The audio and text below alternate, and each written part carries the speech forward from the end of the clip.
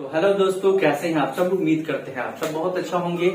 चलिए आज मैं आपको क्लास 6 का एक्सरसाइज 5.2 जो कि एनसीईआरटी का क्वेश्चन नंबर 1 है, जो कि यहाँ पर दिया गया है। What fraction of a clockwise revolutions does the hour hand of a clock turn through the when it goes from 3 to 9।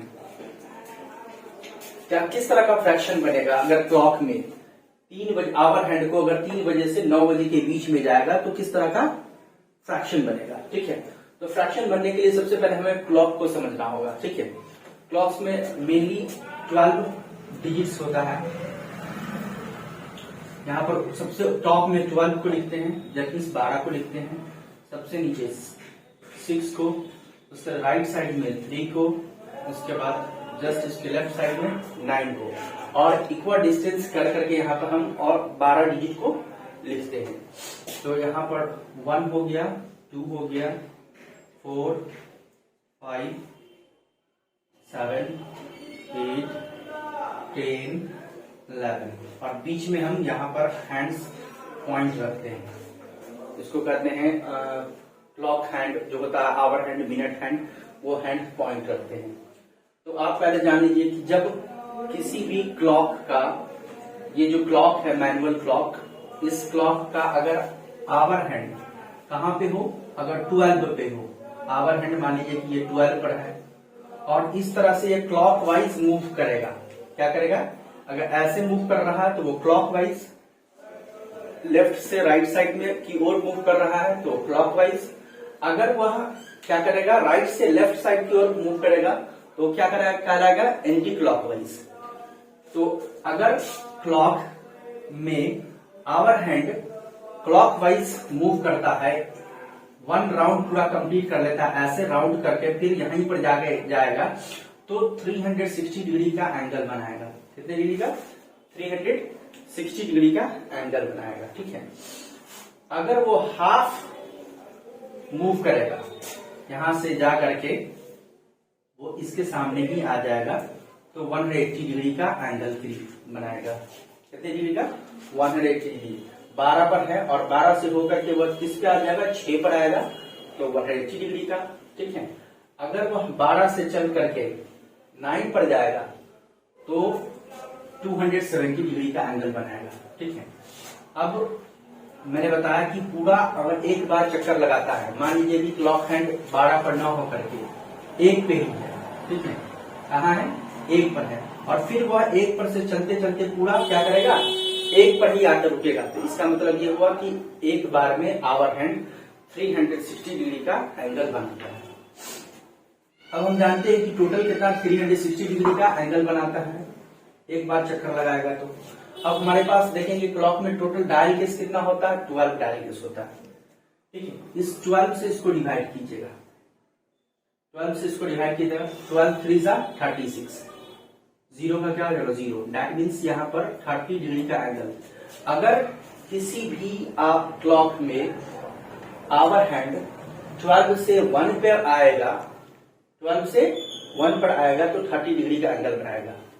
12 से 1 पर आएगा, यानी कि 12 बजे से 1 बजे पर जाएगा तो कितना डिग्री का एंगल बनेगा, आवर हैंड का 30 डिग्री का बनेगा। कितना डिग्री का, 30 डिग्री का। फिर अगर 12 से कहां पर जाएगा, 2 बजेगा, दैट मीन्स 2 बजेगा तो 30 डिग्री यहां से प्लस 30 डिग्री यहां से, दैट मीन्स 60 डिग्री का एंगल बनाएगा। अगर वो 12 बजे से 3 बजे के बीच में आएगा तो यहाँ पर 90 डिग्री का एंगल बनाएगा। देखिए, अगर मान लिया कि यहाँ पर है, कहाँ पे है, 12 पे है, और ये मूव करता हुआ कहां पर आ जाएगा, 3 पर आ जाएगा। कहां पर आ जाएगा, 3 पर आ जाएगा। तो यहाँ पर देख रहे हैं आप, राइट एंगल बन रहा है, और राइट एंगल ट्रायंगल कितने डिग्री का होता है, 90 डिग्री का होता है। तो अगर आवर हैंड 12 पर है और वह मूव करता हुआ 3 पर आता है तो कितने डिग्री का एंगल बनाएगा, 90 डिग्री का एंगल बनाएगा।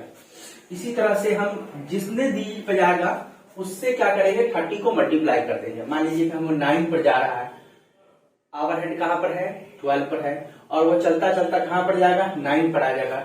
तो 9 मल्टीप्लाई बाई 30, दैट मीन्स कितना हो जाएगा, 270 डिग्री। कितना हो जाएगा, 270 डिग्री। इस तरह से हम क्या कर सकते हैं, डिग्रीज निकाल सकते हैं आवर हैंड का। ओके, तो चलिए हम समझते हैं क्वेश्चन नंबर 1 को। क्वेश्चन नंबर 1 में आपको कह रहा है क्या, ये तो थोड़ा सा बेसिक कंसेप्ट था जो कि मैंने बताया कि अगर किसी भी, पहले तो आप जान लीजिए कि बेसिक चीज कि अगर किसी भी क्लॉक में आप जानते हैं ये क्लॉक है, तो ये शॉर्टर हैंड क्या कहलाता है, आवर हैंड कहलाता है, आवर हैंड। और जो सबसे बड़ा होता है उसको लॉन्गर हैंड कहते हैं, इसको मिनट हैंड कहते हैं, मिनट हैंड कहते हैं। तो मिनट हैंड अगर एक बार पूरा चक्कर लगाता है तो 1 आवर होगा, अगर आवर हैंड एक बार पूरा चक्कर लगाएगा तो 12 आवर होगा। जानेंगे मिनट हैंड क्या करेगा, मिनट हैंड एक बार कंप्लीट रिवोल्यूशन करेगा, दैट मीन्स रिवॉल्व करेगा, तो कितना हो जाएगा 1 आवर होगा।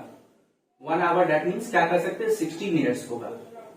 ठीक है, जबकि आवर हैंड एक बार पूरा चक्कर लगाएगा, जैसे 3 पर है और फिर मूव करता हुआ फिर 3 पर ही आएगा, तो दैट मीन्स कर सकते हैं 12 आवर होगा, दैट मीन्स 12 घंटा होगा। तो इसी तरह से पूरे दिन में 12 घंटा दिन और 12 घंटा रात मिला करके एक होल डे होता है। तो इसी तरह से आवर हैंड पूरे दिन में 2 बार चक्कर लगाता है, जबकि मिनट हैंड पूरे दिन में 24 बार 24 टाइम्स क्या करता है, चक्कर लगाता है।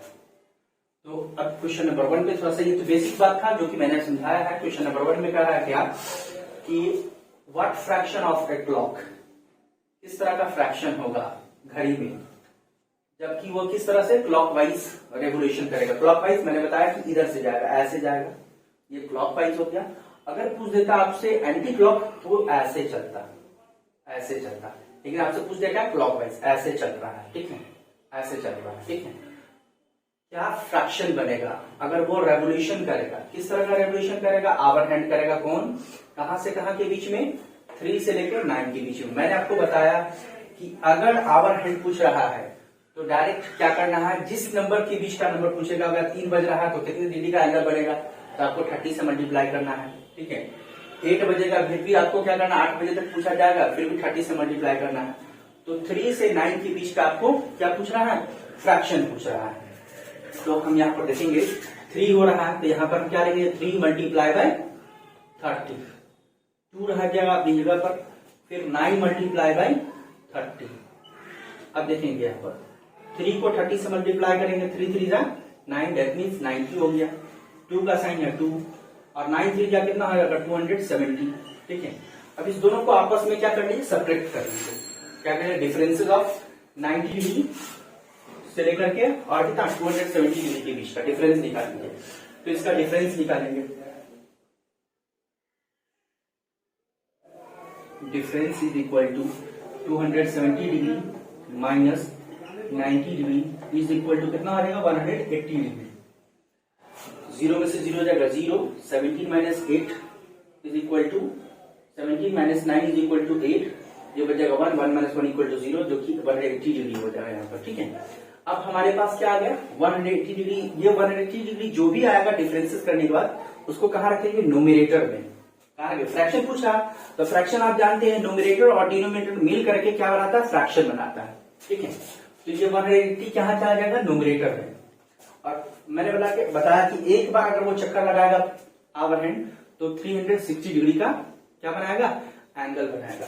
तो कभी भी हम कोई फ्रैक्शन का जो डिनोमिनेटर होता है वो होल पार्ट होता है, क्या होता है, होल पार्ट। तो क्या होगा 360 डिग्री। आप ये लिख सकते हैं यहाँ पर, इस 0 से इस 0 काट दीजिए, 18 बन जाएगी 18 2 जा 36, दैट मीन्स यहाँ पर लिख देंगे फ्रैक्शन क्या बन जाएगा 1/2 बन जाएगा।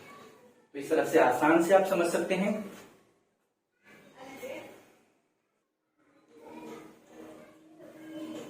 क्वेश्चन नंबर बी है कि किस तरह का फ्रैक्शन बनेगा अगर घड़ी में आवर हैंड 4 से लेकर के 7 के बीच में जाता है। तो देख लीजिए यहाँ पे 4 और ये आवर हैंड हम मानते हैं कि ये आवर हैंड अगर 4 पर जाएगा और 4 से 7 के बीच में अगर मूव करेगा क्लॉकवाइज, कैसे चल रहा है, ऐसे क्लॉकवाइज ऐसे चल रहा था, ये किस तरह का फ्रैक्शन बनाएगा।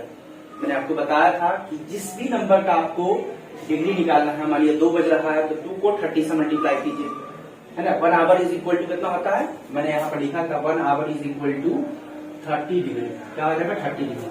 अब यहाँ पर आपका क्या है 4, सो क्या करेंगे 4 को मल्टीप्लाई कर देंगे 30 डिग्री से, 2 का साइन है तो 2, 7 को मल्टीप्लाई कर देंगे 30 डिग्री से, 4 3 जा 12, 120 डिग्री। 4 से लेकर के 7 के बीच में आवर हैंड कितने डिग्री का फ्रैक्शन कितना क्या कर रहा है, फिर से देखिए what fraction of the clockwise revolution does the hour hand clock turn through the when it goes from 4 to 7, किस तरह का फ्रैक्शन बनाएगा अगर 4 बजे से लेकर 7 बजे तक, 4 बजे से लेकर 7 बजे के बीच में अगर आवर हैंड मूव करता है क्लॉकवाइज में तो किस तरह का फ्रैक्शन बनाएगा। मैंने बताया कि आवर हैंड क्या करता है, एक बार चक्कर लगाएगा तो 360 डिग्री करेगा, और 360 को क्या कीजिएगा 12, टोटल कितने डिजिट है इस क्लॉक में, तो 12 है, 12 से उसको डिवाइड कर दिए तो 1 घंटा में आपको निकल जाएगा कितना डिग्री का एंगल करेगा 30 डिग्री का। अब 4 को 30 से मल्टीप्लाई करेंगे 120, ये एज इट एज आ जाएगा। 7 3 का कितना हो जाएगा 21, 0 का क्या हो जाएगा 0, 210 डिग्री। इस दोनों के बीच का आपको डिफरेंस निकाल देना है। क्या निकालना है, difference. Difference is equal to 210 degree minus 120 degree is equal to 0 0 क्या हो जाएगा 0, 11 माइनस 2 इज इक्वल टू 9 और 1 माइनस 1 इक्वल टू 0, 90 डिग्री आ गया। ठीक है, और कभी भी हमको फ्रैक्शन में लिखना है तो ये तो हमारा न्यूमरेटर पार्ट आया, डिनोमिनेटर में कभी भी क्या हो जाएगा होल फ्रैक्शन होता है। तो टोटल एक बार जो कंप्लीट रेवोल्यूशन करेगा आवर हैंड तो कितने डिग्री का बनाता है 360 डिग्री का। मैं यहां पर क्या लिखूंगा 360 degree.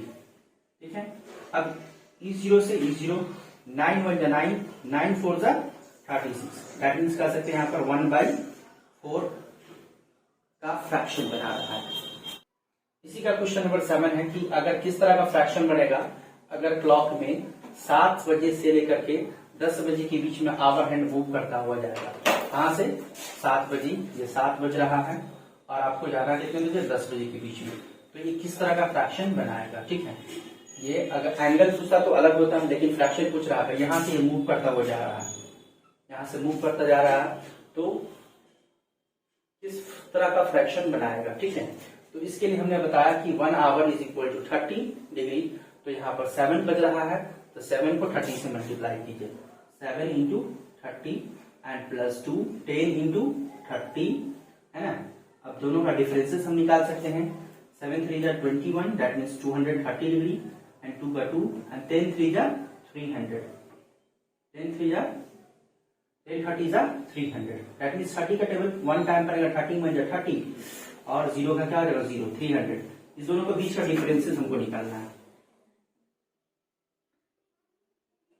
Difference is equal to कितना हो जाएगा 300 माइनस 210 इज इक्वल टू कितना हो जाएगा भाई 90 डिग्री। 0 0 इज इक्वल टू 0, 10 में से 1 जाएगा तो क्या हो जाएगा 9 और बच जाएगा कितना 2, 2 माइनस 2 इज इक्वल टू 0। और बाई में कभी भी टोटल नंबर लिखेंगे, टोटल कितना हो जाएगा 360 डिग्री। कैसे होगा 360 डिग्री, तो अगर आवर हैंड अगर क्या है 7 पे ही है, अगर ये 7 से चलता शुरू करता है क्लॉकवाइज और फिर 7 पे ही आके रुकेगा तो 360 डिग्री का कंप्लीट एंगल बनाएगा। तो 360 डिग्री E0 से E0 और 9 1 जा 9, 9 4 जा 36, दैट मीन्स यहाँ पर कह सकते हैं 1/4 का फ्रैक्शन बना रहा है।